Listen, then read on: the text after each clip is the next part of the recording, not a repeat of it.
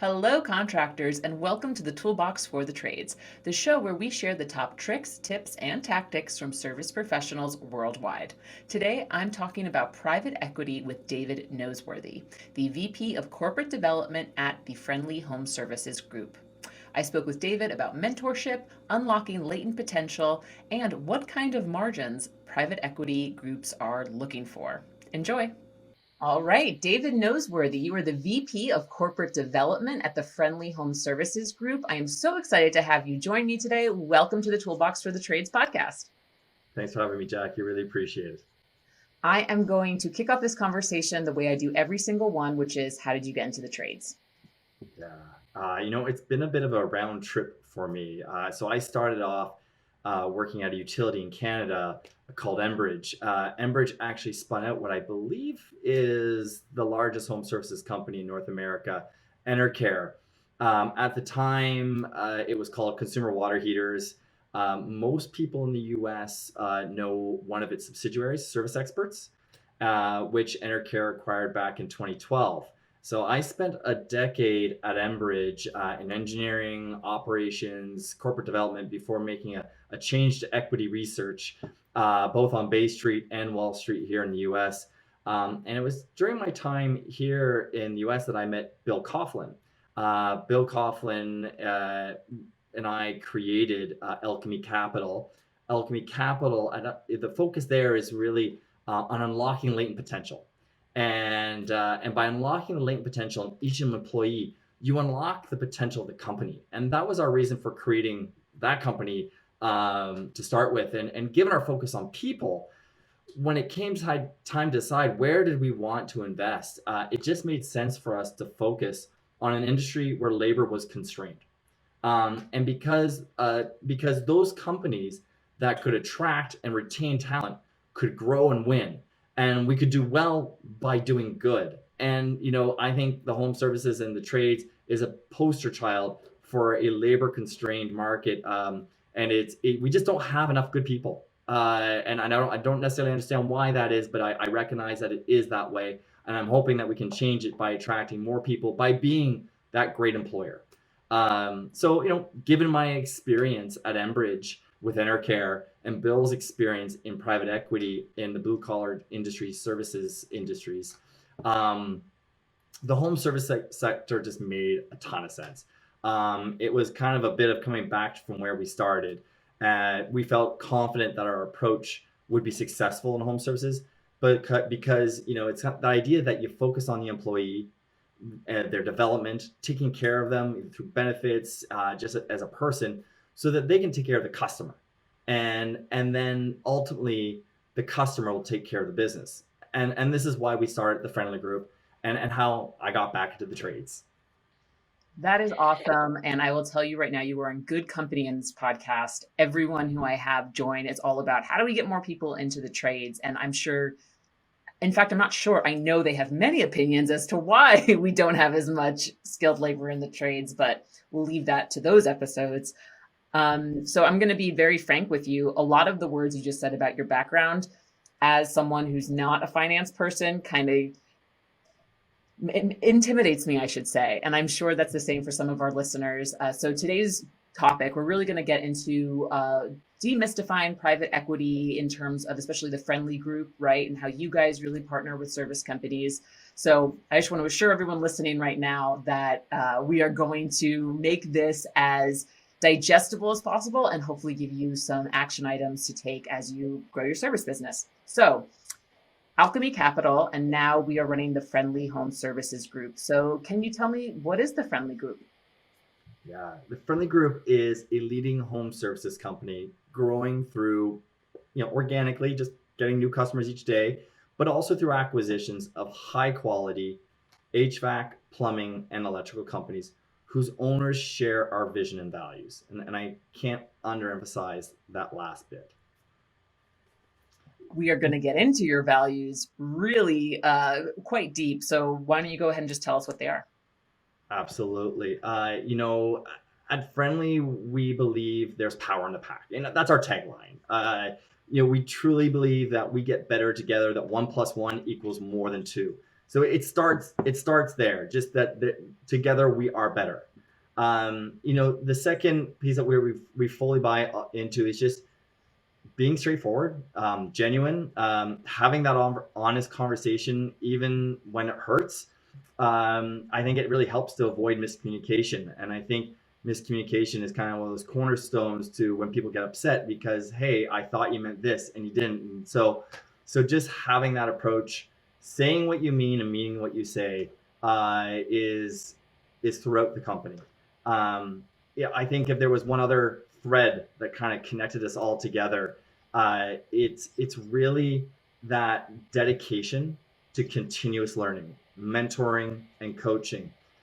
You see it every day that each of us we're striving both individually but also together to be better today than we were yesterday, and that's pretty awesome. It's actually a lot of fun, especially for those people with kind of that open growth mindset that just are like, hey, what can I learn next? And I'd actually, what's interesting, when we started Friendly, we thought that we would be a home for people that were, just kind of looking to retire and hand the reins over to a place that would take good care of both the employees and the customer. What we have found is not only are those people attracted, but maybe more so the younger entrepreneur, the person who's saying, how do I scale that next wall of growth? And I believe it comes back to these values. It just, they identify with them. Got it. So just to recap a little bit, what I got from your beautiful explanation there, continuous learning, transparency, collaboration, and working more effectively as a pack. Absolutely. Awesome. So, I mean, obvious question next. We've talked about private equity a bit on this podcast. We've had some other groups come on. We've had M&A brokers come on. What, in your opinion, differentiates the Friendly Group from other PE firms out there?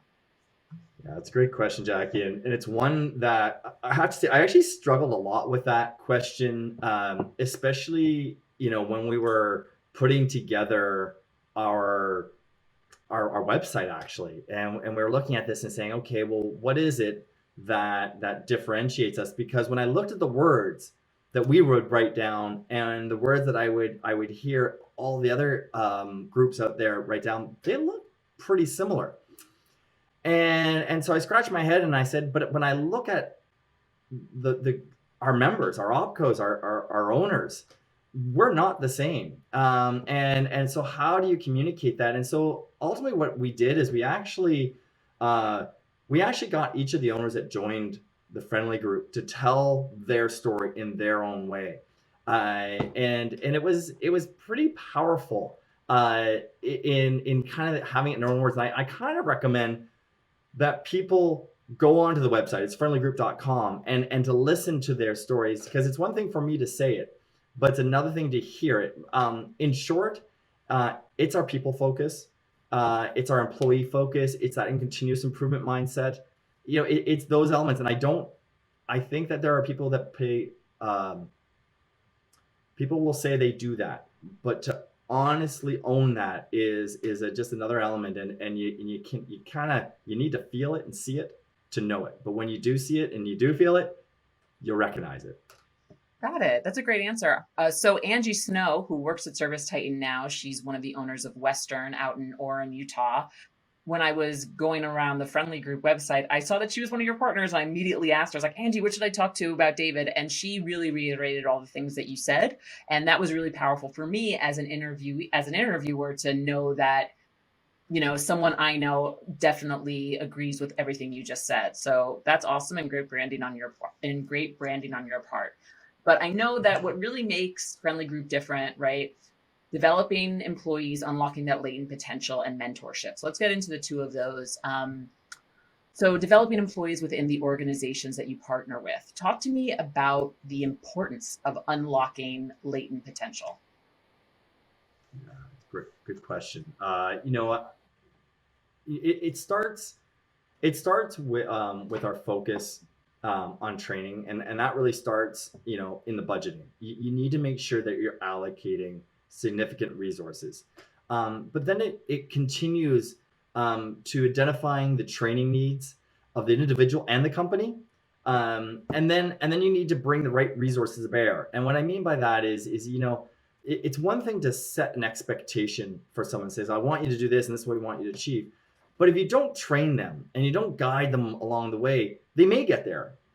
But more often than not, they may not. And what we want is people to get there every time. And so you do that by giving them the training they need, giving them a mentorship they need. And so what do we do in terms of training? Well, we have kind of a dual approach. One is both internal and external resources. So we're a member of Nexstar, and we actually really like a lot of the training that Nexstar provides. And so we will regularly send our people to Nexstar to kind of get that bread and butter training. But then also within our operating companies, we have some phenomenal people that really know their stuff. And so, one of those exact examples, at Western, we have Robin, who's just phenomenal at call center. And so we said, well, why have Robin only look after the call center? Why not let her look after multiple call centers so that she can really kind of pass along that knowledge and those best practices throughout the organization. And in so doing, you kind of by having those people that really care about your development, you do unlock the potential in each one of those CSRs in this case, right? Um, and then I guess the other element, you kind of said, hey, what is the importance of it? Is that we're a big believer in kind of promoting from within. And if you think about your employees as being if you think about your apprentices or your install helper as being your next install manager, or maybe they're going to be the GM, then you all of a sudden you have to realize, well, listen, how do I get them from that install helper to GM? And there's a lot of training, a lot of skills that you need to develop. And so creating that path for them is in doing that, you kind of unlock that ability within them, and it creates not just a job but a career, which is exciting. I had a thought while you were talking, and I think it would be smart for owners to think about their employees as the assets they have that don't actually depreciate. The more you invest in your employees, the more they will give back to you. And I've had different points of view come on this podcast. One that'll be this on this season is, you shouldn't just promote someone because they've been with you for a long time. You should promote someone because they have the skills needed. But on that same boat, Al Levy constantly emphasizes the importance of the organizational chart and giving your employees an idea of how they can grow within their role. Because I think, especially now in 2022, stagnation and being bored at work, a lot of people don't love that. And you actually answered my first question, which was how do you train? And I love that you leverage Nexstar. That we're a big fan of them here at ServiceTitan. So tell me a little bit about if a new partner company comes on to Friendly Group, how do you even begin to evaluate? All right, what are their training needs? How can we set them up for success? How can we get these career paths in place? Yeah, no, that's a good question. So it is interesting because every company that joins the Friendly Group is in a different kind of path in their evolution, and how they think about employees. And I mean, some of them are just doing a phenomenal job. And honestly, if it ain't broke, don't fix it. It is one of those things, and it's more tweaking around the edges and saying, have you thought of this? And then there are others where the owners are just wonderful people. They've done a great job of kind of developing a person here where we needed them, but there isn't what you call like that system. And so all of them come with the one prerequisite, which is a culture, a people first culture, right? That you have to have that. You can't develop that after the fact, at least not with the same people. And so we look for that as just like that's a prerequisite for coming into the Friendly Group. So, and then I would also say, just in that, it's that, and it kind of gets back to the idea that if you think about everybody within your company being that next service manager, that next install manager, that next GM operations manager, then it really does, as an owner and as a manager, focus you in on, hey, how do I get that person from there? Because I'm not sure they're ready to be there tomorrow. And one of the things in my career, it had always been that the expectation with it was within a year to 2 years of being in my position, I had to have someone underneath me that was ready to take over my role. And that was just the requisite. And then but the great thing about it that is that great. So now that I can go to a new role and we got a person that can come in behind me, and that's the beauty of growing, is that you keep creating more and more opportunities. And that's the other exciting thing about, people, why you want to join for the friendly group, is that it does create more opportunities for you and your people. But I'm getting a little sidetracked here. These career paths. So the next element is actually having a career path. And I say that, someone comes in, and let's say you hire someone from, I don't know, Enterprise Rent a Car. They don't know a thing about plumbing. Okay, well, if you can actually show them a career path where, hey, you're going to start off as an apprentice or a helper, and then after a year and a half, we're going to kind of promote you up, and you're gonna be a lead. But then we're going to move you into HVAC, where maybe we'll make you an install helper for 6 months, and you might decide that, hey, I like HVAC better. Great, okay, so then we'll get you into being a lead installer. And then over time, you might decide, hey, but what about service? Okay, great, and you kind of create this technical path where you can go across many different elements of home services, whether that's electrical or plumbing or HVAC, and get that experience. But the thing about showing that career path to them is that they can kind of then say, hey, I don't have to think about what do I want to do next. There's a little bit of the process helps me go, oh, this is what's next on for me. And okay, I want that.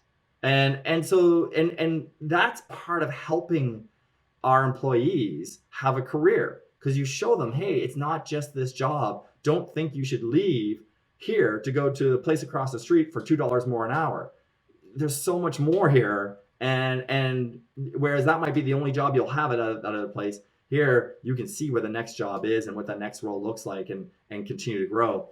And I think the third element comes back, and I'm going to sound a little bit like a broken record here, but it is that dedication to training and mentoring, because it's one thing to kind of show what the next role is, but then how do you actually help that person? And that's, you do need the technical training, but you also need the soft skills.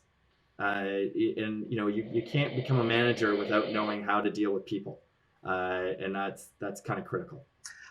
Well, you gave me a perfect segue into my next question, David. So you were not a broken record. You actually improved made my job better as a host. So thank you.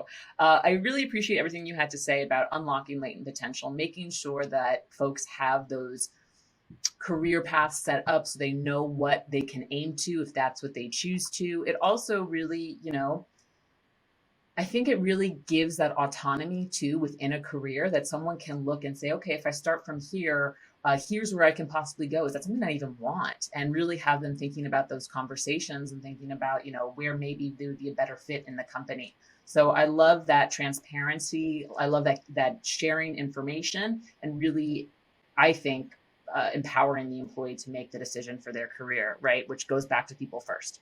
So mentoring, this is obviously a big thing for the Friendly Group. All of your partner companies work together to support one another. What kind of systems do you have in place to make sure that that's happening? And if someone were to join the Friendly Group, what would that look like? Yeah. So there's kind of a couple different ways we think through kind of mentoring, coaching element. If you think about it, there's our home team. Home team is it. Well, it's very intentionally the term we use for kind of our corporate office, because we don't think of our corporate office as a corporate office. It's much more. We have a group of resources, coaches there, that as a leader within our operating company, you say, hey, I need some help in HR, or I need some help in marketing. There are these resources that you can kind of pull into the company, and sure, they can help do, but more importantly, they can help coach. You may have just hired a new marketing lead, and you're saying, okay, well, but how do I get that? I'm not a marketing person, so how do I get that person up to speed in a meaningful way? Great. Well, we got Cooper Calhoun. He's fantastic at marketing, and he can kind of help set kind of, here are some initial goals that you should think about, and here are some of the things that you want to develop, and let me show you how we look at Google, or how we think about leads management. And so that becomes one of those kind of coaching resources that one of the owners can pull in and think of it that way. And then there's kind of more of within the companies themselves is saying, okay, well, how do I get my service supervisor up and ready to be a service manager? And so, because I think our service manager is ready to, we have another center over here that we'd like to move them to the general manager role there. And so that's kind of the thought. And again, we kind of identify that succession management element, or that succession of hey, here are the different pieces. And you got to do that well in advance before you know that there are those opportunities. Uh, and so that's really kind of how we kind of facilitate that. And it starts from the top and it just kind of trickles down to each level, where the level above is kind of helping and mentoring the level below. It sounds simple. It's interesting when you get into the nitty gritty detail. It gets there's a lot of things you have to follow, but it It works. sounds like it really requires two-way communication between the partner group and the friendly group in terms of what do you need? How can we support you? And then also looking at the internal resources, who among the friendly group home office and who among the partner organizations can really help you best solve this problem. That's absolutely right. And I mean, I guess that's the other really great part about this is what we see happen just very naturally, and we encourage it. And our CEO David Saltzman does a lot of this. Is that we bring in a new partner, a new member of the pack to the friendly group, and we know that they have these great operations. And so what we'll find is our other owners just naturally reach out and say, hey, I hear you just joined us. Love how you do your vendor management. Want to learn more about that. Can I come see your operations? Absolutely. And there's those kind of ideas. Or I mean, just the other day I was talking to one of our GMs and he was saying, I'm having a hard time with recruiting. I'm like, well, isn't the whole industry? And I said, actually, Steve, one of our owner GMs at Ambient, just kind of unlocked a whole kind of pipeline of opportunities just by using Indeed differently. And I said, you should really look into that. And sometimes it's just changing the mindset of how you use these tools. But that kind of unlocked more opportunities for him. And so this is, whether it's the home team acting as kind of a liaison between them, or they're reaching out to one another, we find that that's happening again and again. And it's not just because there's this mentorship or coaching approach. It's also because there's just this genuine desire to see each other succeed, both from a personal philosophy perspective, but I think also from they're all owners, and your success is my success. And it's amazing how quickly, as people join the group, how quickly they kind of grasp that concept, and they kind of see their ability to not just help their company, but to help many companies, and to see those rewards come back to them. I always say, you may be in an AB group or some other kind of best practices group at another organization, and it's nice because you're all helping each other out, and you hope, hey, one day they may help me out. In this case, you're like, hey, actually, every time I help you, it helps me, and I love that. And it's kind of just that nice. It's a unique platform for that to happen. I love that. Also, the main reason why I love working in the trades right now, not directly, but supporting, is that I find that contractors really want to help one another, which is awesome. So we just talked a lot about the friendly group, what you guys offer, how you work to support your partner companies. I want to talk a little bit about private equity in general, because this is the big topic. It's been the big topic for a while. Can't get enough of it. So what qualities should a service shop have if they aspire to be acquired by a private equity group? Yeah, each private equity group probably has their own checklist of what they look for. I'm gonna focus more on the friendly group because I know it, and I don't want to steer anyone astray. But It starts with culture, and I think we've talked a lot about that today. Just that the focus on the employees, the open mindset, that thirst for learning. Maybe very quickly behind that, it's management. Strong management teams make a big difference. And you as an owner, I think you need to think, hey, how many hats am I wearing? Because it's not always a positive that you're wearing 5 different hats. In fact, I would say more often than not, it's better that you wear less hats and that you've developed a team around you that are taking on those roles, whether it's install or service or marketing or warehouse, back office, accounting. But having that kind of what I call professionalized team, it makes a big difference, and it creates a lot of value. It creates value for you, but it also creates value for someone who wants to invest in your company and have you join. In our case, join the friendly group. We see a lot of value in that. There are again different groups focus on different elements of the home services spectrum. For us, we are very much focused on service, maintenance, and replacement. So, what is that excluding? It's excluding things like residential new construction or kind of large scale commercial. But there are others out there that if you happen to be in residential new construction or in commercial, that are focused on that. So, just because it's not the friendly group doesn't mean that there isn't a group out there that would be very much interested in those companies.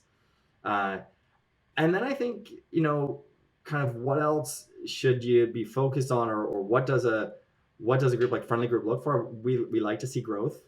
We like to see profitability. Growth shows continuous learning. It's kind of almost like, hey, if I see growth, they must be continuously doing something that is improving their business, and that kind of gets back to that culture element. And so that's the way to see a culture in the numbers, so to speak. And profitability means that you kind of get that, hey, this is a business, and that you need to respect the value of what you're selling. Not to gouge the customer, because that's never fair, but to get a fair price for a job well done. And that reflects itself in kind of that profitability. So those are, I would say, the characteristics that I would say are most desirable for the friendly group. Thank you. That's a wonderful answer. I have to ask, is there a specific profit margin or average ticket sticker that you guys are looking for, or is that proprietary data? No. Proprietary information. Yeah, no. It's interesting in that there is a really wide spectrum. I mean, there's a lot of companies out there that keep making it by on what I would call low single digit profit margin. And then there are, and that's a net profit. And then there are those that are up in the high 20s. And I would say for us, I like to see high teens, because that's pretty impressive. If you're hitting high teens, that means you're doing a lot of things right. And I start to scratch my head when I start to see high 20s. I kind of think there may be something here that's not sustainable, and I'm wondering what they're doing that might be unique. And sometimes there's just kind of little weird idiosyncratic things that they do, like, hey, my brother is a mechanic and he just likes to fix the trucks, and so my entire fleet is 15 years old, running in perfect condition, but it's 15 years old and I don't pay him. Okay, well, I can't replicate that. So your profit margins won't be my profit margins. But that's kind of the way I think about it. And then if you go down to the lower end, there's a lot of great companies that have high single digits, 10, 12%. And I think that's good. And we're very interested in working with those companies, and we feel like there's an ability to move them up in terms of their profitability. And I think, the guys that are down in the low single digits, honestly, it's in their interest to figure some of that stuff out, and they can come talk to us, and I'd be happy to give advice and say, here are the things I see and here's what I think you can do. But if you're really thinking of joining a group like this, I just think there's so much value that you're leaving on the table if you do it while you're not that low single digit area, that it's just ask for some help before you kind of find your exit. Thank you for that breakdown. I don't think anyone's ever given me a great answer like that to that before. So I know a lot of people are going to appreciate that. And I can't replicate your service of your brother in law who just loves fixing your 15-year-old trucks. It's simple. Just marry a lady who has a mechanic for a brother who's very selfless. Um, but I would love to know what advice you would give. And maybe this is a bit of a tag on from your last answer. Private equity isn't going to be for everyone. There are folks out there that are like, I really want to do this on my own. What advice would you give for them as they look to scale, grow, and make their company more efficient, more streamlined, all that good stuff? Yeah. I think like first you got to take a step back. This is an incredibly there are over 100,000 HVAC companies in the United States. I mean, if you take plumbing, you probably have another 80,000. You take electrical, maybe add another 100,000. So, easily 300,000 home services companies in those three verticals in the United States. It's just a huge number. And none of them own 5% or more of the market. I mean, maybe in their little market they do, but not within the broader United States. And so it's a very healthy competitive market. And I don't feel like even with private equity coming into the space today that someone needs to join the group or they're going to be left behind. I don't think that's the scenario. I mean, you can get ahead by joining one of these groups. And if you have this kind of growth mindset, that is absolutely a kind of way to accelerate all your ambitions and things you want to do, and a way to kind of have a bigger impact, scale your impact on the world. But if that's not what you want to do, I think then it's really focusing on your niche and knowing your customer. And I always say own your zip code. It's not about owning a bigger and bigger geography and saying, oh, I cover the entire city. No, you don't need to do that. Own your 5, 6, 10 zip codes and be the only HVAC company that really focuses on, and know that, are you a white glove service type company, or are you low cost, or are you good value? Whatever it is, know what it is and really drive that value message home to the customer. Because when customers know what your value is and where you focus and what it's all about, your customers will naturally gravitate to you. And then it gets back to that referral element. The referral is the best lead you can get in home services, bar none. And you'll get more referrals I always say, if you do great quality work, and you have what I call density, i.e. you have more jobs in one little subdivision than not, as opposed to 5 jobs in 5 subdivisions. That is what's going to get you referrals. And you own that niche, you own those zip codes. And I think any company would have a hard time competing with that kind of competitive approach. Got it. And you just answered again one of my other questions, which was, did you feel that companies need to partner with PE to be competitive 5, 10, 15 years from now? And it sounds like from your answer you just gave, private equity can really give your company that boost. And if you're in that good mindset of, I want to grow, I want to scale, I want to build my team fast, that's the way to go. But if you focus on your niche, you can still be pretty dangerous in your area. Yeah, I couldn't agree with that summary better, Jackie. That's exactly right. The question mark is 15 years ago, or 15 years ago, 15 years from now. If this kind of the rate at which companies are kind of joining together with kind of companies like Friendly Group, do we get a smaller industry, a more consolidated industry, and then does there become a kind of haves and have-nots? It's possible. Hard to predict what's going to happen 15 years from now. That's that. If someone knows that, I'm going to defer to them. But yeah, there's a trend. I'm not sure how quickly does this trend keep accelerating, because it's been accelerating for a number of years now. And what kind of slows it down? Do all of these groups succeed? I feel good about the Friendly Group because I feel like, hey, a company that's really focused on people, and doing a high quality service, I think that's always going to be valued. But not everyone has that approach, and so okay, well, will their approaches work similarly well? I don't know. But let's just assume they all did. Well, at some point we will kind of get to a point where there are kind of the big the big few, and the question mark is do you continue to want to compete with them or not? But here's the beauty: if you've done your thing and you've worked on your niche and you've owned your market, well, you're going to be highly desirable, right? And so you're going to have the option at that point, in fact, at any point, as to whether or not you want to join a group. And that, just having that flexibility of doing what you want to do is just, I think it's so powerful. Why wouldn't you? Yeah, I 100% agree with that. I think that's a wonderful way to look at it. And again, if anyone who thinks they know what's going to happen in 15 years, no, I don't think. I think we've all gotten out of the business of predicting the future for sure. So we've only got a few more minutes left, and I want to ask you some questions that are personal to you. Tell me about one of your most memorable experiences with one of your partner companies. Yeah, it's a good one.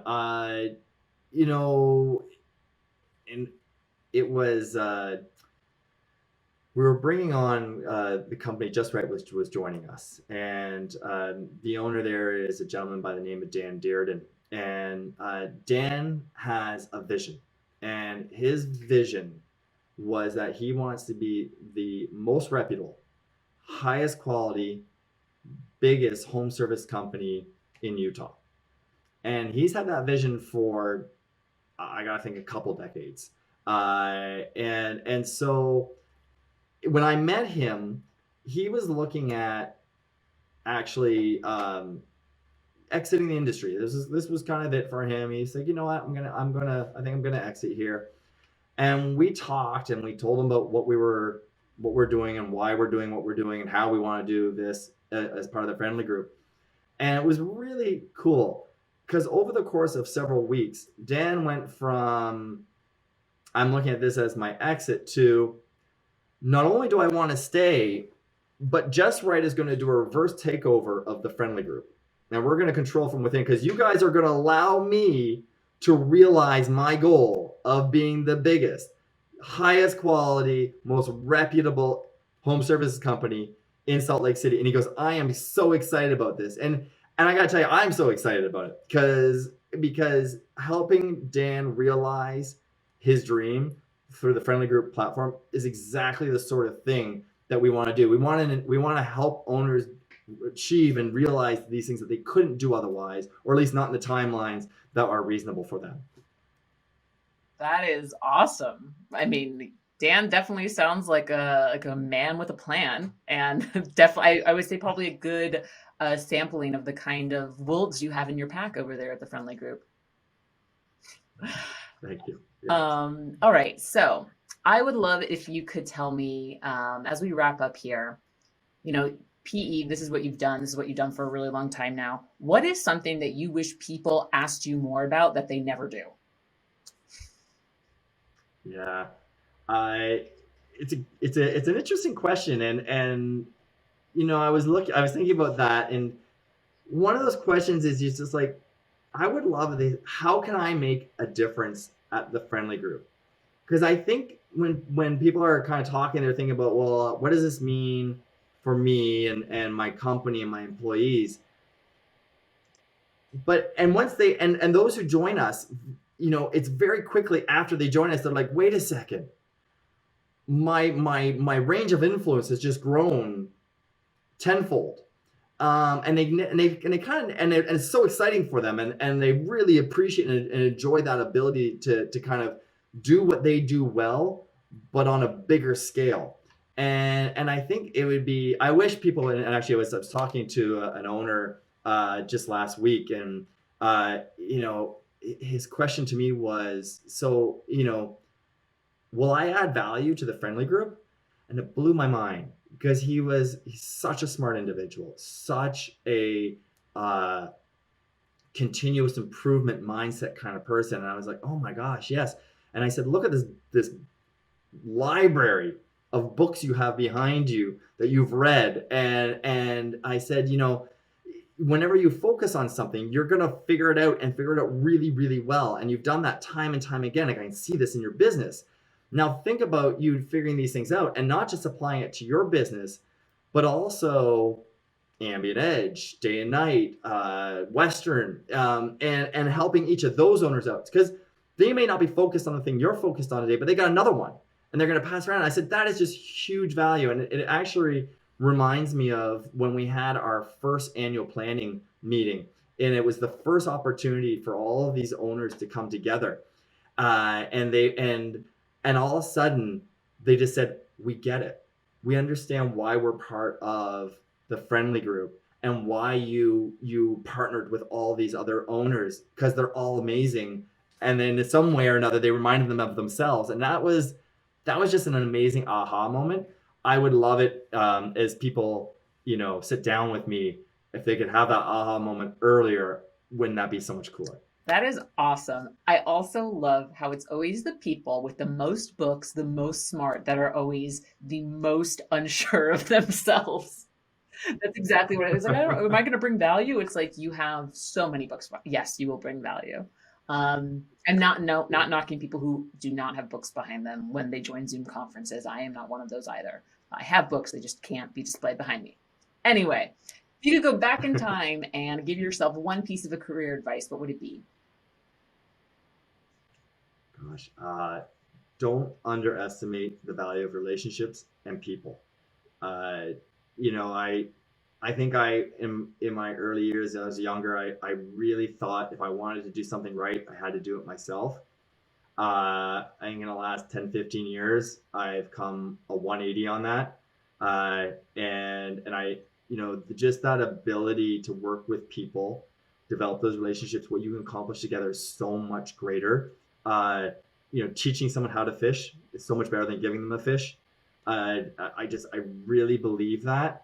And so I think it's just that is the number one way to kind of leverage yourself. And then actually, it was one of our owners. They gave me a book, Who Not How by Dan Sullivan, and it's for those who are of that mindset that hey, if you want it done right, I gotta do it myself. Read that book. I highly recommend it. It kind of encapsulates this piece of advice that I wish that I knew as a 20-year-old rather than a 44-year-old. There you go. I need to read that book. It's been on my list for a minute. All right, final question of the Toolbox for the Trades podcast with David Noseworthy. If you got to choose a song to be the soundtrack of your life, what would it be? um, uh, Maybe more by the title than the actual lyrics, but I would go with "Don't Stop Believing" by Journey. Good one. That's a good one. I love all the answers I'm getting to these questions. It's going to be a playlist that I'm going to share with everyone when it's done. It's going to be very eclectic. David, thank you so much for your time. Thank you for telling us about the Friendly Group, giving us some of your opinions on private equity, and just sharing your knowledge with the members of the Toolbox of the Trades community. I really appreciate it. It's my pleasure, Jackie. Thank you so much for having me here.